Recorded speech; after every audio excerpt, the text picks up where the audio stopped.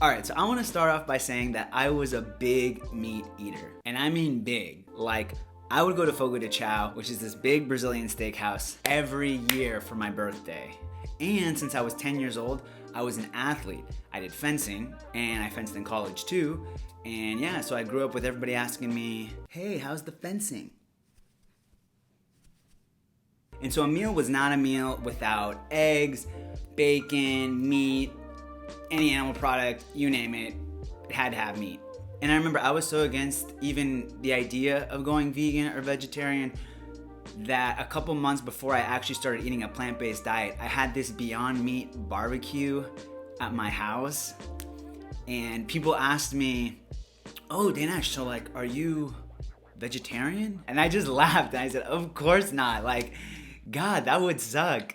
So fast forward to December 2019, and I had just moved to Mexico.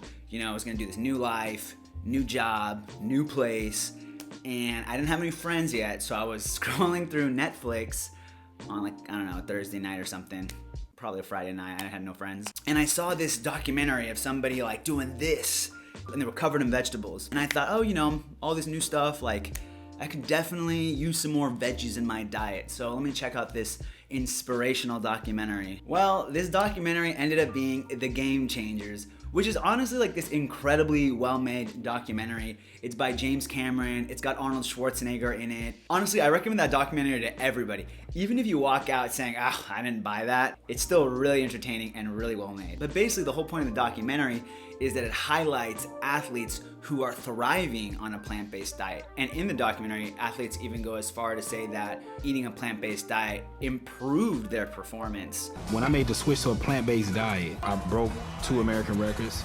I was like, man, like I think I should have done this a long while ago. And so what I found so convincing about this documentary is that it would show the anecdotal perspective of the athlete saying, since I started eating a plant-based diet, my recovery time improved. And so I was recovering better. I wasn't getting as sore. And then they would cut to a study and say something like, studies have shown that eating a plant-based diet would have this effect on a body, so it would make sense that somebody would feel like their recovery time decreased. And they would also cite the study every single time so that you could look it up afterwards and, you know, take a look at it yourself. But what really shocked me about this documentary is they make the claim that eating any meat is bad for you. Like even fish and chicken. And I was so confused because I had never heard that before. And honestly, I was skeptical because if it were really so bad for you, how would I not know that? Like, how would people not know that? And let me be clear, it wasn't just that they were bad for you. It was like they seriously increased your risk of cancer and heart disease. But I pride myself in not being someone who just, you know, watches a documentary and says, gonna change my whole life. So I started doing some of my own research on what I had just watched, and it seemed pretty in line with what I had just seen, and I thought, you know what, I'm gonna give this a shot. I just wanna try it, see for myself. And so I said, this is gonna be my New Year's resolution for 2020. And I always take those really seriously, so it was perfect for me. But then, you know, I thought about it and I said, you know what, I'm not gonna give up meat completely. Maybe like 5 days a week, because, you know, I was living in Mexico and it's not like I wasn't gonna try the tacos, you know, and when I traveled, it's not like I wasn't gonna try the local cuisine. Live a little, you know? So I said, you know what, I'm just gonna be vegan 5 days of the week. Or you know what? My groceries will be vegan. And then I even thought, wow, I'm gonna be vegan. Who would have guessed? And at the time, I was like, oh, you know, I'm such a logical, mathematical person. I'm just so desensitized to the animals. I can't be moved so easily by emotions. The animals is probably the least compelling reason to be vegan. But this, the health benefits, I wish I'd known about them before. And so that January, with one of my closest friends, I ordered non-vegan tacos for the last time and thought, so begins my vegan journey. And here's what happened. After the first 5 days, I actually felt so good that I thought, you know what, I'm gonna just keep this going through the weekend and just keep going. And I'm not saying this is gonna happen to you, but what I experienced was I felt like I had a lot more energy. I sound like a classic fad dieter right now, but Just bear with me, okay? Weirdly, I felt like I didn't need coffee in the morning anymore, and maybe this is a coincidence, but after 2 weeks, a lot of muscular issues that I had, so like I had some like hip issue and some like issue in my leg, those kind of went away. Like I just didn't feel them anymore, and that was 2 weeks after going vegan. So honestly, things were going so well, I thought, you know what, I'm just gonna keep going 100% vegan and see how long I go. And I was so proud not to be one of those vegans. I thought, you know what? Maybe I can tell people about veganism in the sense of it's what's best for them, but if they don't go vegan, who cares? That's their loss. So fast forward to March 2020 and bam, the pandemic starts. So I fly back to Houston, where I'm from, and my parents were living. And like the rest of us, I just started binging Netflix. Amongst, Love is Blind and Tiger King, I also watched Cowspiracy. And so this one goes over all the environmental implications of eating animal products. And I'm not gonna lie, it was also pretty reality shifting. Basically, the gist of the movie is that we cannot keep eating the way that we're eating.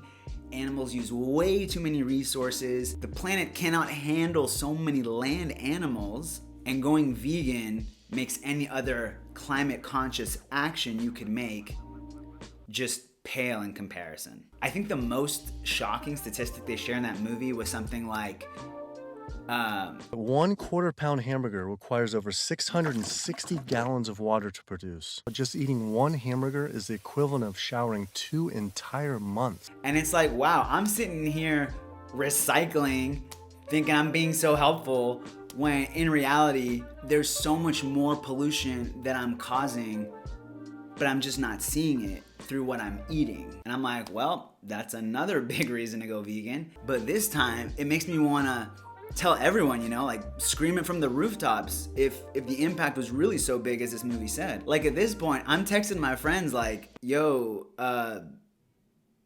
have you checked out this movie? Because you realize, wow, there's a huge impact we can make by eating differently. And it doesn't even have to be every day, just a few times a week, you know what I'm saying? So that was my first step in becoming one of those vegans. But again, I didn't really care much for the animals, but I thought self-preservation of the human race, that's a pretty good reason to go vegan, right? And then a few months later, around the time of all the George Floyd protests, I got this YouTube video served to me, and it was this like skinny, hippie looking guy. And I'd seen a video of his before, and I remember it was a little bit cringe, but this video had so many views, like millions, and I thought, whatever, I'm just gonna watch it. I don't even know what compelled me to watch it, but I watched it. And so this guy is just sitting there at a university giving a speech about the ethical stance of veganism, making the moral case for it. And if you remember, I said earlier that I pride myself in being very analytical, mathematical, scientific, very logical, because that's the stuff I'd always been good at in school and the stuff that I really liked, and I thought those arguments are just the most convincing arguments. And that was diametrically opposed to the ethical argument or like the emotional argument, or so I thought. But this guy caught me completely off guard. He made so many logical arguments, and they all led to veganism. It's not like he would convince you of anything you didn't already believe in. He would take a situation that everyone in the room was already against and say, well, isn't that what we do to animals? So shouldn't we be against that logically? Like, what's changed, What's changed that's relevant? So, for example, everyone in the room would be against using animals as an example of ways that we should behave, because animals do heinous things to each other, they kill each other, and we would never use it as justification for us to behave like them. Yet, a lot of people, me included by the way, would say, well, animals eat other animals, so why can't I? So he makes you ask yourself, aren't you being kind of inconsistent with that logic? And I feel like every vegan has their own click moment. And for me, that was when in the speech he says, now animals have one chance at life. They have one existence. A meal to us lasts a matter of minutes. An inconsequential amount of time. It's a meal that we forget about as soon as we've finished. But that meal has cost the entire existence of an animal. We take their life for minutes of pleasure. And I was like, damn, that's so true.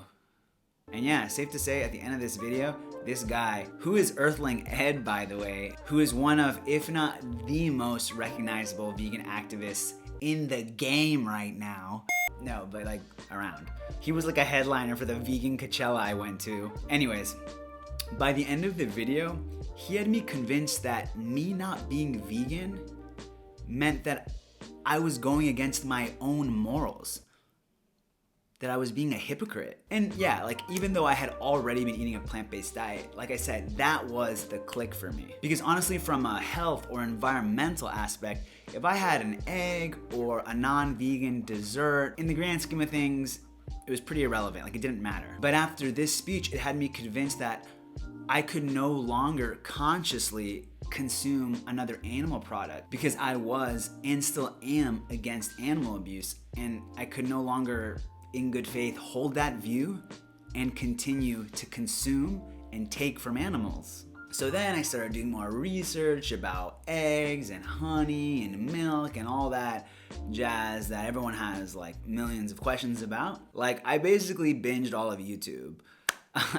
And the more I researched about it, the more I started seeing veganism less as a diet and more as a social justice movement, and one worth talking about. And so the animals went from the least compelling reason to basically the whole point of being vegan. And well, that led to this channel. So, well, yeah, there you have it. That's how I went from a non-vegan to one of those annoying vegans. I know, it could happen to any of us. Well, anyways, let me know if you're vegan and you had a similar experience to me. And if you're not vegan and this video has kind of inspired you to look more into it, check out this video I made about veganism for beginners, some tips I give. I made the mistakes so you don't have to. Anyways, thanks for watching. I'll see y'all in the next one. Reunited with this vegan fish stick and it feels so good.